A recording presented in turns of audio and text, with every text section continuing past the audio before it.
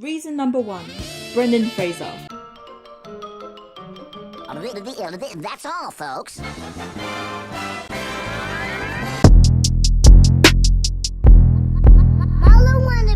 I remember when the Mummy remake with Tom Cruise was announced a couple of years ago. I legit have never ever been so excited than in that moment. Despite Brendan Fraser not being the lead, I didn't really have any doubts. Something that was to be the namesake of my most favourite ever movie had to be brilliant no matter who they cast or what the plot was. Unfortunately, I wasn't quick enough to catch the first upload of the Mummy remake trailer, the one without any sound that is. But if I had seen the OG no sound trailer first, my doubts definitely would have skyrocketed.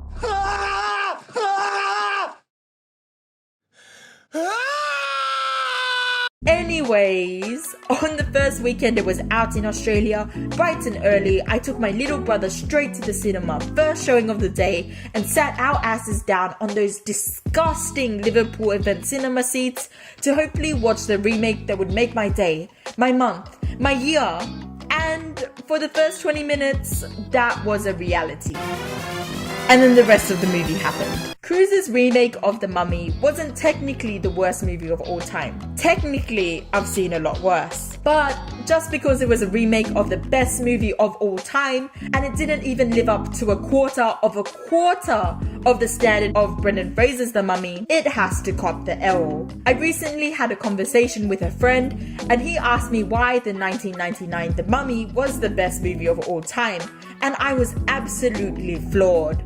I couldn't answer then because it was just too complex a question to comprehend at the time, but if you're watching this, Tom, this is your answer.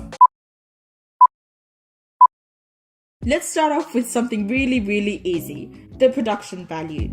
At the time of the movie being produced, everything was top notch. The set, the CGI, everything was A-grade, top of the line for its time. Sure, we may look back on it now and be like, I can do some better CGI designs in paint. Absolutely remarkable, if I do say so myself.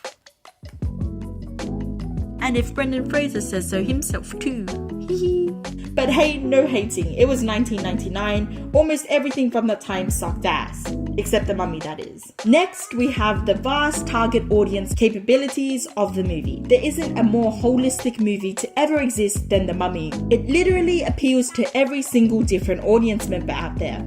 Action tickles your pickle? The Mummy. Want a good rom-com? The Mummy. Maybe a little bit of horror is the spice you need? The Mummy. Kid, adult, baby, grandpa who survived World War II, dead person? The Mummy. It has something, whether it be an adult joke one-liner, some funny faces, some serious conversations, for everyone. I don't think there has ever been a movie that has appealed to a wider audience more effectively than The Mummy. Well, maybe apart from Shrek and Shrek 2, but we're not discussing those ones today. Furthermore, The Mummy is the magnum opus of pacing and tonal consistency. Every second of the movie flows together with not only rudimentary coherence, but also absolute entertainment value. There is not a scene that does not deserve to be in this movie. Every single scene builds upon the scene before and sets the foundation for the scene to come. The serious moments that are sometimes immediately juxtaposed by some more light-hearted moments are not jarring to watch at all, given how effectively both spectrums of the tone work with both the genre of the movie and the plot of the movie. In fact, it was the first movie and probably only movie in my 19 years of old age that I've enjoyed every single second of. On my first watch all the way to whatever 100th watch I'm on now. Interestingly, The Mummy is one of the only movies in which I actually remember the names of all the main characters. This may not sound like the biggest thing initially. Whatever, Pitu Pitu, you must have a shit memory. And whilst I do have a shit memory, if you really think about it, these characters were so memorable that they've left such an impression on me that I wanted to remember the names of the characters. I don't refer to Jack O'Connell as Brendan Fraser as I'm watching the movie, unlike other movies with famous actors in them where I just chuck up the actors' names when talking about the characters. The actors' performances were great, no doubt about it, but their roles in this movie were arguably each of the actors' peak, except Brendan Fraser. The actors made the characters, but the characters also made the actors. Character growth in the movie was also phenomenal and realistically paced. Of course, throughout the events of the movie, the characters had to change a little, had to grow a little, had to dip their feet into the world of maturity, yada yada yada. But they also made decisions within the parameters of what was realistic to the character that we had met, accommodating those changes. Our rugged, a little bit bad boy, Rick O'Connell, made decisions that were self-prioritizing all the way throughout the movie. However, towards the 3/4 point, started warping those decisions to accommodate the needs of Evie. Jonathan, despite being in the movie predominantly as a comedic relief, did come to grips with how serious the situation was getting multiple times throughout the movie, displaying a mature side that would not have been seen if he had not undergone the events of the movie. However, a quick scroll of the IMDb user reviews yields a lot of opinions on The Mummy. Most of them good, but of the critical ones, the one comment that seems to be consistently mentioned is that The Mummy has apparently a weak plot or that it's too simple. Well, I'm sorry you chose to watch The Mummy and for whatever reason expected it to be full of magical and mystical revelations that reveal the deep secrets of the earth. The Mummy, as the title suggests, will be about a mummy. The Mummy. It won't be Downton Abbey or Shawshank Redemption. It's about the Mummy.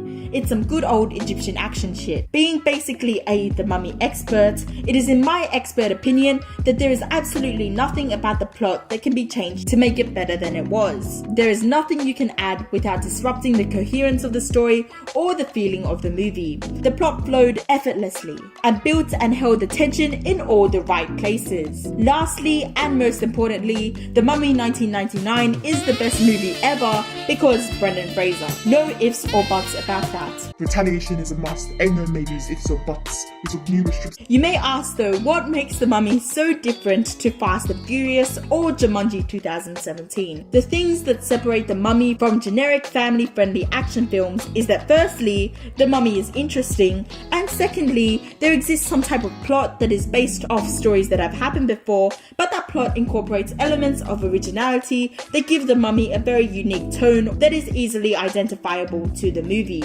Over this 2-hour 5-minute span of the movie, we get to experience the adventure with our ever more fleshed out characters. The lengthy watch time of the movie that is almost uncharacteristic of an action movie or an action movie remake these days due to our dwindling attention spans allows for more character development and more intrinsities to be added to the plot. The Mummy, at its most rudimentary form, is about a mummy, but it's about so much more than that.